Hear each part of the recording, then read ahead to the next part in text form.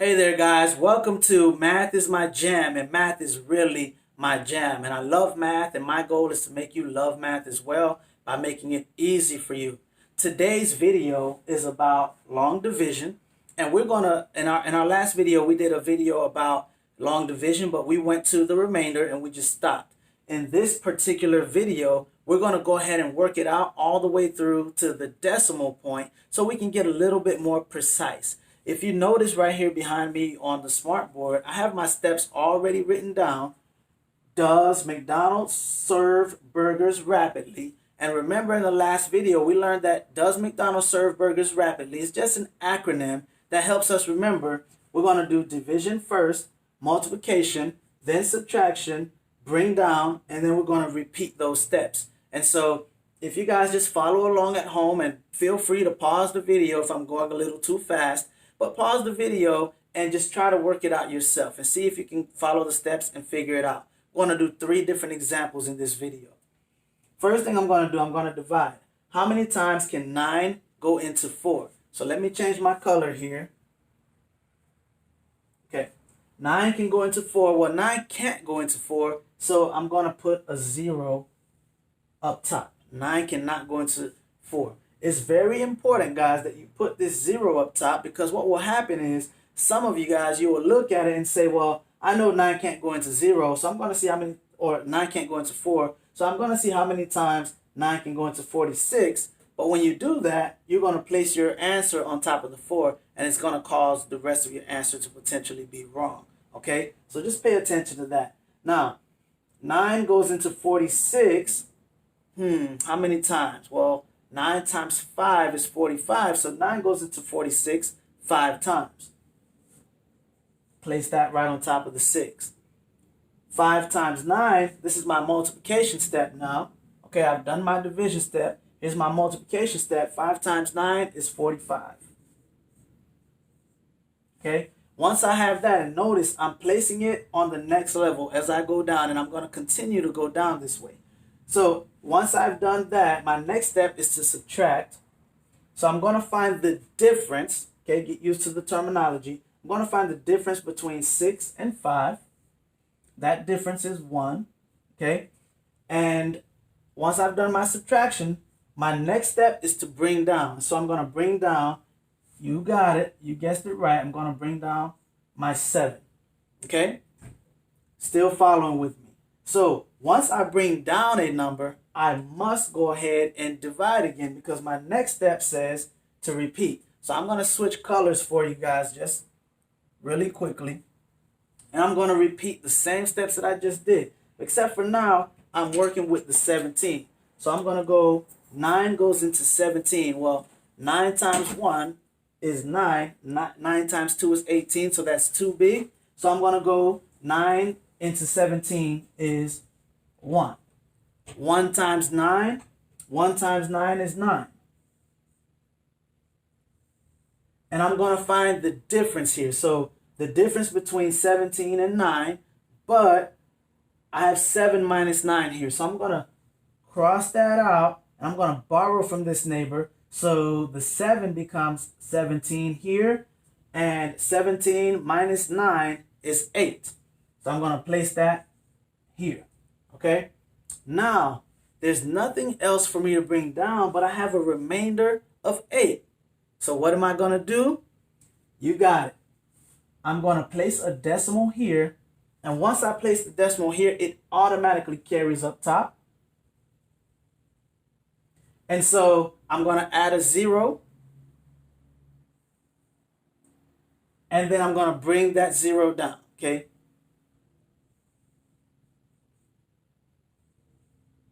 now what I have is, now I'm starting all over again from my divide step. So I'm going to divide 80 divided by 9, or as I said, you can say, how many times does 9 go into 80?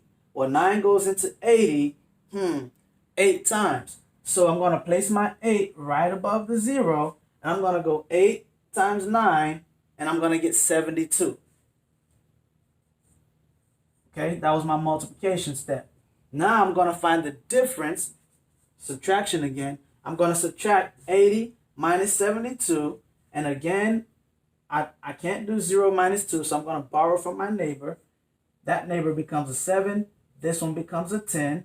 10 minus 2 leaves me with 8. Okay? And so I'm back again with with 8 as my answer. And guess what? I don't have another number that I can bring down. But I do have another number that I can bring down, because I can continue to add zeros.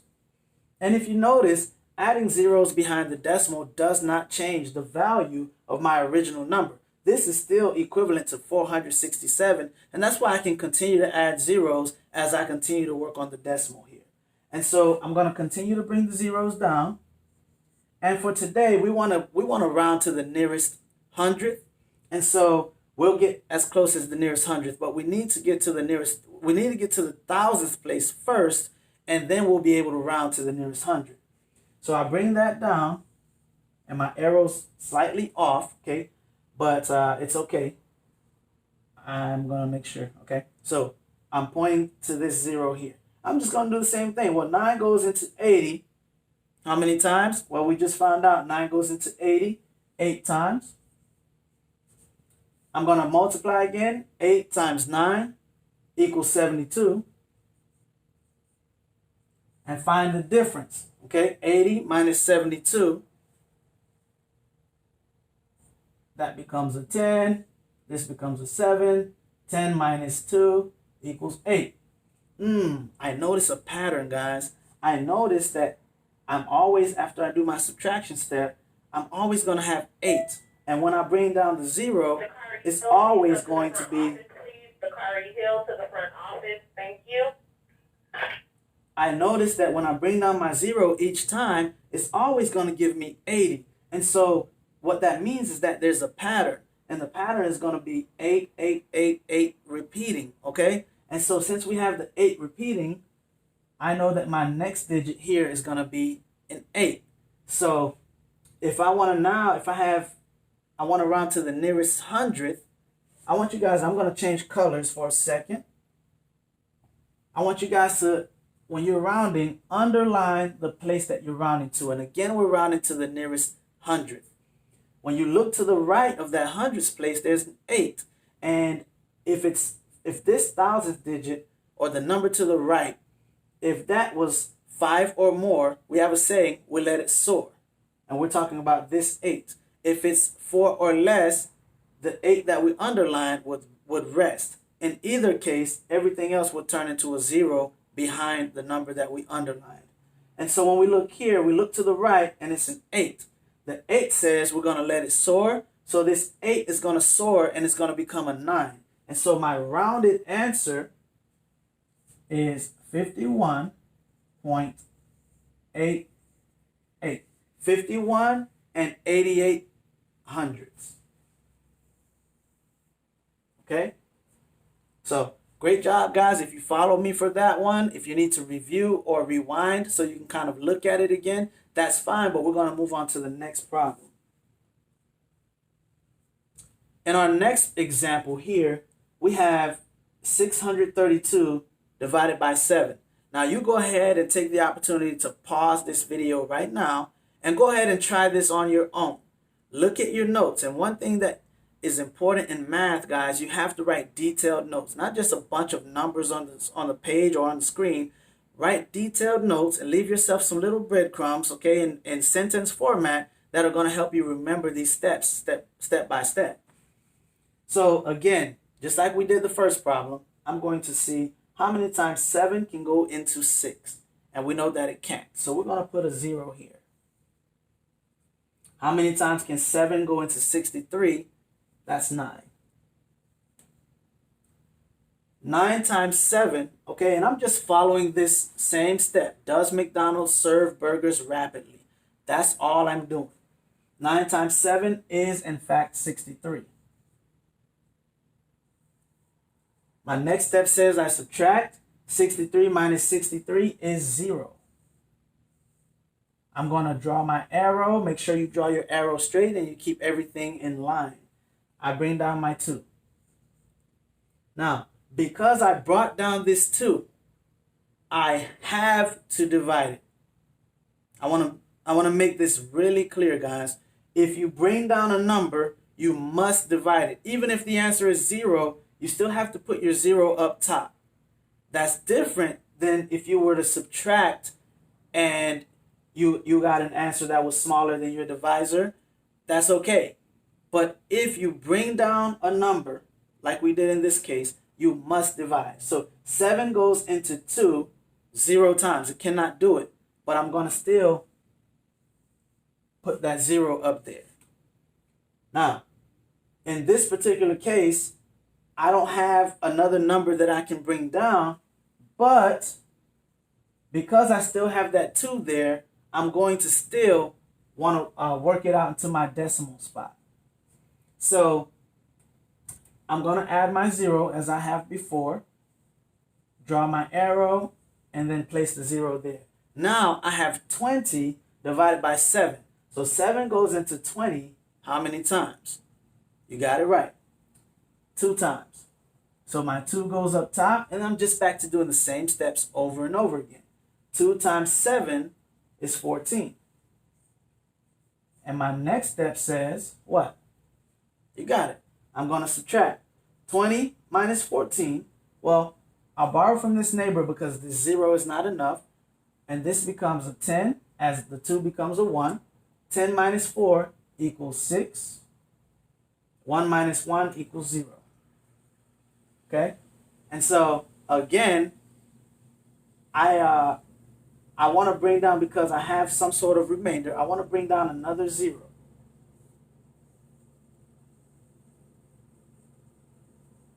Here's my 0. Now I'm going to divide. 7 goes into 60 8 times. 8 times 7 is 56. And I want to find the difference. And so, again, I borrow from my neighbor. My neighbor becomes a 5. 10 minus 6 equals 4. So in that case, 60 minus 56 equals 4.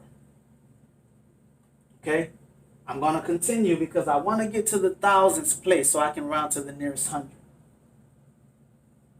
Add another 0. Bring it down. Remember, guys, I can add as many zeros as I want, and it's not going to change the value of 632. That's why I can continue to do this. 7 goes into 40 5 times. 5 times 7, 35. And the difference there, again, borrowing from my neighbor, this becomes 10, this becomes 3. 10 minus 5 equals 5. All right, I can stop there simply because I have 3 digits, so I have at least 1 digit behind that hundreds place. That's all I need to round to the nearest 100, is the digit right behind it, which is 1,000. So I'm going to change the color real fast. Change it to purple this time. And I'm going to underline the hundreds place. That just helps me remember what number is going to potentially change or stay the same. Everything behind that 8 is going to turn into a 0 regardless, okay? So I look to the right and it's a 5. And the saying is, if it's 5 or more, the underlying number is going to soar. If it's 4 or less, the underlying number is going to rest. Either case, everything behind that underlying number is going to turn into a 0. So I look here, I look to the right, it is a 5. That 8 is going to soar, and it only soars by 1. Okay, so don't make the mistake of trying to go by 2 or 3 or 4. No, it only soars by 1 digit. So from 28, the 8 turns into a 9. So my answer is 90 and 29 hundredths. Okay, 90 and 29 hundredths. And I'm sure you got that at home. Hopefully you got it. We have one more example. All right, guys. In this example, again, we're continuing with the same concept. We have 784 divided by 6. So I look into this. Oh, immediately I realize 6 can go into 7 one time. I'm following my steps. Okay, at this point, you guys should have these steps memorized. Does McDonald's serve burgers rapidly? Math is my jam. So I gotta, make a little rap out of it. Whatever you need to do to make sure math becomes your jam. So 1 times 6 equals 6. And we're gonna go a little bit faster. Pause me if you need to. 7 minus 6 equals 1. Next step is to bring down. So I'm gonna bring down my 8. 6 goes into 18 3 times. 3 is going to go up top. Multiply now. 3 times 6 equals 18. I want to find the difference. The difference between 18 and 18 is 0. I'm going to bring down my 4. And I'm going to switch colors real quick just to kind of differentiate a little bit. I bring down my 4. 6 goes into 4. It cannot go into 4. So because I brought down this number 4, remember this now, guys. Because I brought it down, I must divide it. Okay, it's not just that I subtracted. I brought it down, so that makes it extra special. So 6 goes into 4 0 times. 0 times 6 is 0, so 4 minus 0. Okay, but I still have that 4. So I'm going to go ahead and add a decimal here. If I add a decimal there, I must add a decimal there as well. And I'm going to add my 0. 0. And bring it down.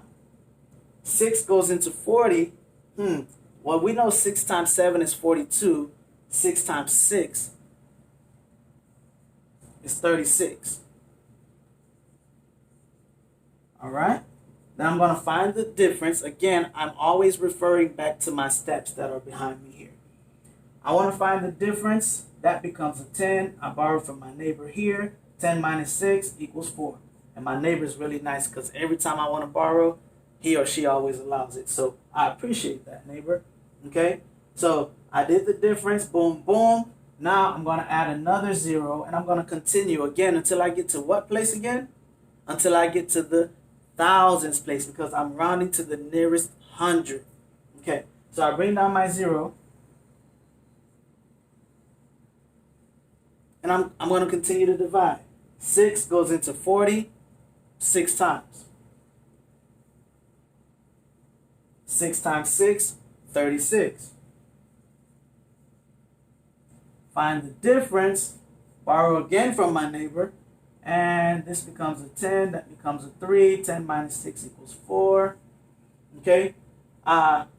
Guess what? I'm noticing a pattern. It's going to continue to be 6. Repeat it. And we can write that several different ways. But you were asked to write to the nearest 100. And so the next number we know is going to be a 6. Let me change colors for a second. If the next number is 6, I still underline that hundreds place. I look to the right of it. It's 5 or more. The saying is 5 or more, let it soar. 4 or less, let it rest. You got it. And so because this 6 right here is 5 or more, that 6 is going to soar. So then my answer is 130 and 60, oh, almost made a mistake there. That's a common one. 67 hundredths. 130 and 67 hundredths. Okay, guys? So if you enjoy the video, if you learned something, make sure math becomes your jam. Subscribe. Make sure you hit subscribe. See you next time on Math is My Jam. Boom, boom, boom.